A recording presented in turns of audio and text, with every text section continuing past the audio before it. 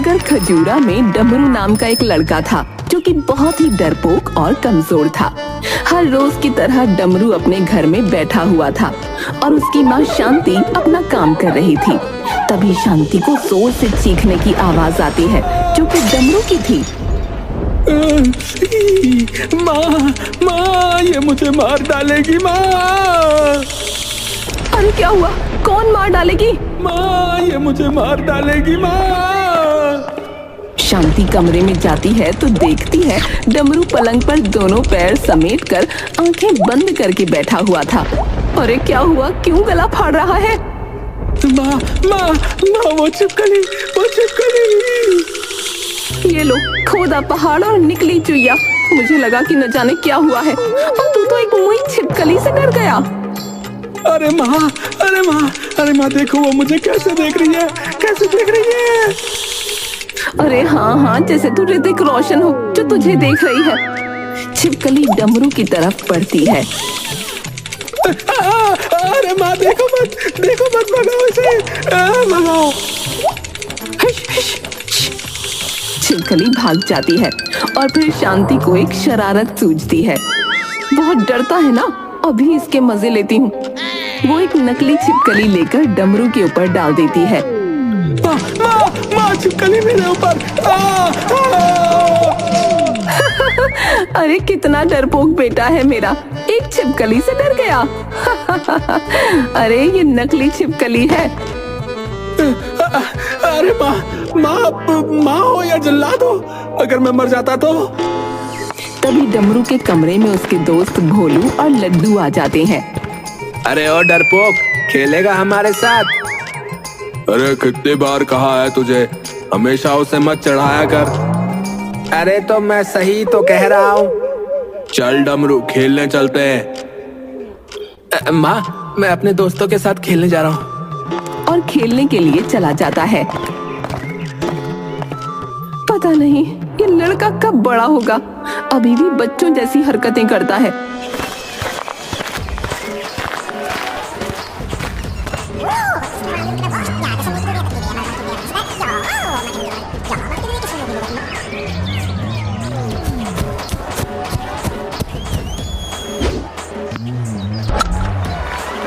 डमरू और उसके दोस्त क्रिकेट खेल रहे थे और डमरू फील्डिंग कर रहा था और भोलू बैटिंग।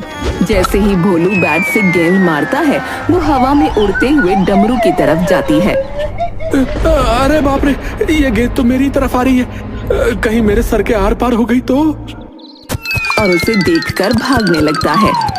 अरे डमरू पकड़ उसे, अरे पकड़, हम भोलू से जीत जाएंगे। पर डमरू गेंद को देखकर इधर उधर भागता रहता है। फिर दूर जाकर मुंह पर हाथ रखकर आंखें बंद कर लेता है और एक जगह बैठ जाता है। जब आंखें खोलता है तब सभी बच्चे उसके आसपास होते हैं। तूने गेंद क्यों नहीं पकड़ी? अगर तू गेंद पकड़ लेता तो हम मैच जीत जाते, पर तू डरपोक का डरपोक ही रहेगा। मैं डरपोक नहीं हूँ, अगर वो गेंद मेरे सर के आर पार हो जाती तो मेरे तो सर में छेद ही हो जाता। पहली बार तूने कोई ढंग का काम किया है। देख, तेरी वजह से मैं जीत गया। भोलू हंसता है और सभी बच्चे डमरू की इस बात से नाराज हो जाते हैं और डमरू भी हताश हो जाता है। मुझे माफ कर दो दोस्तों। पर सभी उसकी बात अनसुनी करके चले जाते हैं और जाते हुए, देखा लड्डू, मैंने तुझे कहा था कि तू डमरू को मत बुला, लेकिन तूने मेरी बात ही नहीं मानी। अब देख, इस डरपोक की वजह से हम हार गए।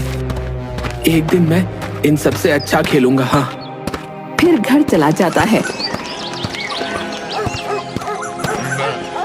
अरे क्या हुआ? तू तो खेलने गया था ना, तो फिर इतना उदास क्यों है? डमरू शांति को सारी बातें बताता है। हाँ तो सही तो कहते हैं तेरे दोस्त, वैसे भी तेरे डरपोक होने के किस्से तो पूरे गांव भर में मशहूर हैं। अगर डरपोकों की प्रतियोगिता हो ना तो तू उसमें पहले स्थान पर आएगा। तुम सब देखना, एक दिन मैं इतना ताकतवर हो जाऊंगा कि तुम सबको ऐसे ही फेंक दूंगा। हाँ ठीक है, अभी तो तू जा और कुएं से मटका भर कर ले आ, तेरे बापू आते ही होंगे। माँ, इस मटके का साइज तो देखो और मेरी हालत देखो, मैं इसे कैसे उठाऊंगा? अच्छा बेटा, अभी तो सबको ठोक कर फेंकने की बात कर रहा था और अब इस मटके को नहीं उठा पाएगा। अब बातें मत बना और अब जल्दी से जा। डमरू मटका लेकर चला जाता है। इतने में ही डमरू का पिता महेश वहाँ पहुँच जाता है। अरे क्या हुआ, आप इतने परेशान क्यों हैं? अरे परेशान ना हो तो क्या करूं बताओ। फसल अच्छी ना होने की वजह से जो पिछले महीने सेठ जी से उधारी ली थी वो उन्होंने 4 दिनों में जमा करने के लिए कहा है। पर उन्होंने तो 1 साल का वक्त दिया था ना? हाँ, लेकिन अब वो अपनी बात से मुकर रहे हैं। तो किसी ने कुछ ना कहा? अरे सभी लोगों की बहुत बहस हुई उनसे, लेकिन क्या करें, पैसे के आगे कोई किसी की सुनता है भला। हाँ, बात तो आप सही कह रहे हो, लेकिन अब क्या करें? बस वही सोच सोच कर पहले दिमाग खराब हो रहा है। एक काम क्यों नहीं करते, शहर में बड़े भैया से कुछ पैसे ले आओ। वो तो घर के ही आदमी हैं, उन्हें तो हम कभी भी पैसे लौटा सकते हैं। हाँ, बात तो तुम ठीक कह रही हो, पर मुझे खेत पर अभी बहुत काम है, मैं नहीं जा सकता। और अब तो किसी पर भरोसा भी नहीं रहा जिसे मैं पैसे लेने के लिए भेज दूं। तो डमरू को भेज दो, अब तो वो बड़ा भी हो गया है। महेश कुछ देर तक सोचता है, तभी बाहर से मटका टूटने की आवाज आती है। शांति और महेश दोनों बाहर जाते हैं तो देखते हैं कि डमरू पूरा भीगा हुआ था और मटका भी पूरा जमीन पर गिरकर टूट चुका था। अरे ये मटका कैसे टूटा रे? वो मैं मटका लेकर आ रहा था और अचानक से तेज हवा चलने लग गई और ऊपर से मटका भी इतना भारी था तो मुझसे मटका नीचे गिर गया। अरे नालायक, घर का सबसे छोटा मटका भरकर लाने के लिए कहा था तुझे, लेकिन तुझसे वो भी ना हुआ तो किसी काम का नहीं है। तू नालायक का नालायक ही रहेगा। चल अब अंदर जा और कपड़े बदल ले। अरे क्या अभी भी तुम्हें लगता है कि मुझे डमरू को शहर भेजना चाहिए हैं? हाँ, अब तो डमरू का शहर जाना और भी जरूरी है, क्योंकि आपको तो पता ही है कि वो कितना डरपोक है। अगर हम उसे ऐसे ही घर पर रखेंगे तो वो कभी भी निडर नहीं बन पाएगा। तो मेरे हिसाब से तो हमें डमरू को उसके ताऊजी के यहाँ पैसे लेने के लिए भेज देना चाहिए। आखिर उसे भी तो घर की जिम्मेदारियों का एहसास होना चाहिए ना। महेश शांति की बात सुनकर सहमत हो जाता है। फिर सभी लोग खाना खाने के लिए बैठ जाते हैं। डमरू, तुझे कल जो है शहर जाना है तेरे ताऊजी के यहाँ। अरे वाह, ताऊजी के यहाँ? वाह वाह, बहुत मजा आएगा। आपको पता है पिताजी, ताऊजी मुझसे बहुत प्यार करते हैं और मुझे वहाँ बहुत अच्छा भी लगता है। बस ज्यादा अब खुश मत हो, मैं तुझे वहाँ किसी काम के लिए भेज रहा हूँ। अच्छा, और सुन, वहाँ से 2 दिनों में लौट आना, समझा? ठीक है पिताजी।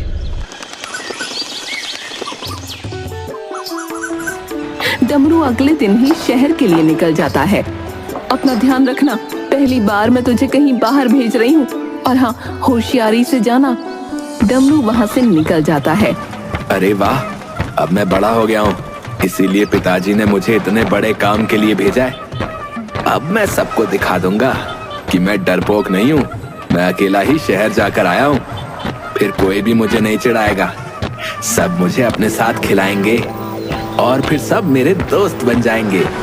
अरे वाह, बहुत मजा आएगा और मैं उस भोलू को भी मजा चखाऊंगा।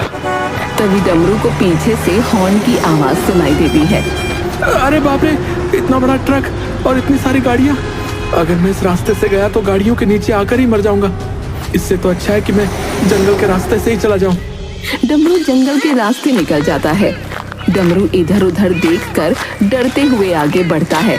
तभी उसे बहुत सारे जंगली जानवरों की आवाज सुनाई देती है। अरे बाप रे, मैं तो भूल ही गया था कि जंगल में तो जंगली जानवर भी होते हैं। अब मैं क्या करूंगा?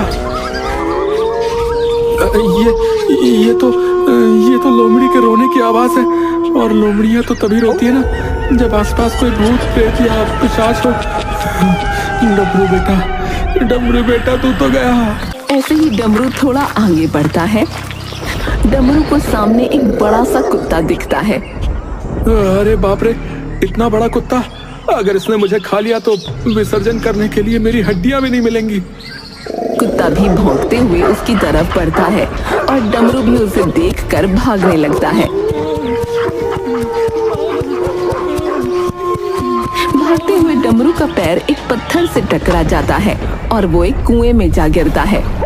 अरे बचाओ! अरे बचाओ! और डमरू बेहोश हो जाता है। दो सिपाही डमरू को उठाकर उनके देश के सरदार के पास ले जाते हैं। ये किसको लेकर आए हो? महाराज, ये हमें हमारे राज्य की सीमा पर मिला।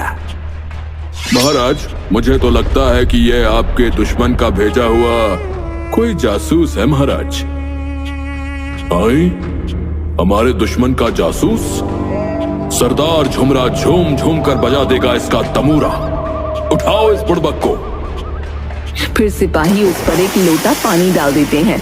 डमरू आंखें खोलता है तो उसे एक बहुत अजीब तरह के इंसान दिखते हैं। मैं कहाँ गया हूँ? मैं तो कुएं में गिर गया था ना। अरे बाप रे, कहीं मैं मर तो नहीं गया? अबे बुड़बक, बंद कर अपनी बकबक। जब से उठा है तब से गांव किए जा रहा है। बताओ क्यों आए हो यहाँ पर? तुम्हें उस गामू ने भेजा है ना? कौन मामू? मैं किसी मामू को नहीं जानता। वो तो मेरे पीछे कुत्ता पड़ गया था और मेरा पैर पत्थर से टकरा गया तो मैं कुएं में गिर गया। मतलब तुम इंसान हो? और सभी लोग खुश हो जाते हैं। इंसान? तुम सब कौन से प्राणी हो भैया? हम सब आदिवासी हैं और ये हैं हमारे महाराज सरदार झमूरा। लेकिन तुम सभी तो इंसान ही लग रहे हो यार। इंसान जैसे दिखाई देते हैं, लेकिन हम दूसरी प्रजाति के लोग हैं। हमारे राज्य में इंसान असंभव। पहली बार हमारे राज्य में कोई इंसान आया है। बड़ी विचित्र जगह है। वैसे ये मामू कौन है? मामू नहीं, गामू। गामू एक राक्षस है जो हमारी प्रजाति को खत्म करना चाहता है। हाँ, उसने हमारा जीना दुश्वार किया है। वो हमारे बच्चों को ले जाकर खा जाता है। क्या? तो फिर उसे कोई मारता क्यों नहीं? निकालो तलवार और मार डालो उसे। कोई इंसान ही उसे मार सकता है, पर उसने हमारे राज्य के आसपास ऐसा घेरा बना दिया था कि कोई भी इंसान उसे पार नहीं कर पाया था। पर आज तुम न जाने कैसे यहाँ पर पहुंच गए। भैया, आप हमें बचा सकते हैं। क्या आप हमारी मदद करेंगे? और सभी लोग डमरू के आगे घुटनों के बल बैठ जाते हैं। हाँ, बचा लो हमें। अरे नहीं, पागल हो गए क्या सबके सब तुम? है वैसे भी मैं तो एक छिपकली को भी नहीं भगा सकता, तो उस राक्षस का सामना कैसे करूंगा? ना बाबा ना, मुझसे ये सब नहीं हो पाएगा। और वैसे भी मैं उसे कैसे मार सकता हूँ? मैं तो इतना कमजोर हूँ। देखो मैं कितना कमजोर हूँ। लेकिन इंसान तो हो। तुम हमारी पहली और आखिरी उम्मीद हो। मान जाओ, अगर तुम हमें बचा लोगे तो मैं तुम्हें ताकतवर बना सकता हूँ। ठीक है, लेकिन तुम पहले मुझे ताकतवर बनाओ। सरदार उसके सिपाही की तरफ इशारा करता है।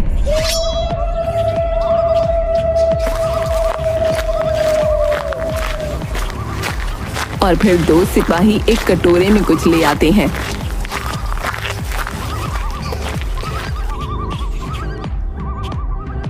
डम डम डम डम, चम चम चम चम, कर दे रहम हम पर थोड़ा, बना दे इस कमजोर को तगड़ा। ये लो, पी लो इसे।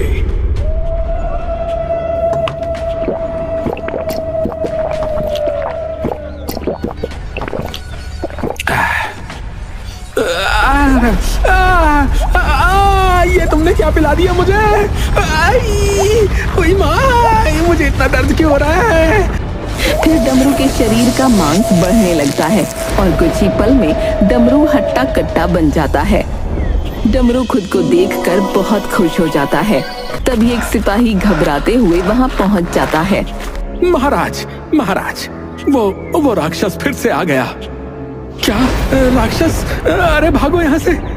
सभी लोग इधर उधर भागने लगते हैं और एक जगह पर छुप जाते हैं। तभी राक्षस हंसता हुआ वहां पहुंच जाता है।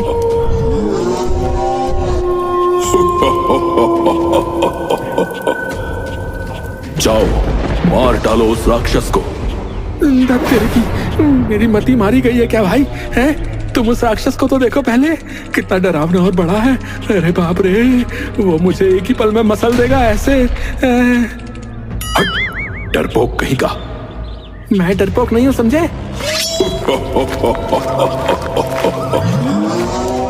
और उस राक्षस के सामने जाकर खड़ा हो जाता है। डमरू के हाथ में तलवार देख राक्षस चौंक जाता है। तुम यहाँ कैसे आए और ये तलवार कैसे निकाली? असंभव!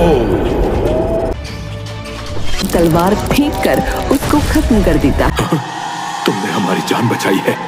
अगर जीवन में तुम्हें मेरी कुछ भी जरूरत पड़े तो मुझे याद कर लेना। डमरू सरदार को सारी बातें बताता है कि उसके पिता और बाकी गांव वालों की क्या स्थिति है। तुमने जितनी बहादुरी से इस राक्षस को मारा है, जाओ और अपने गांव के राक्षस को भी इतनी ही हिम्मत से मारना।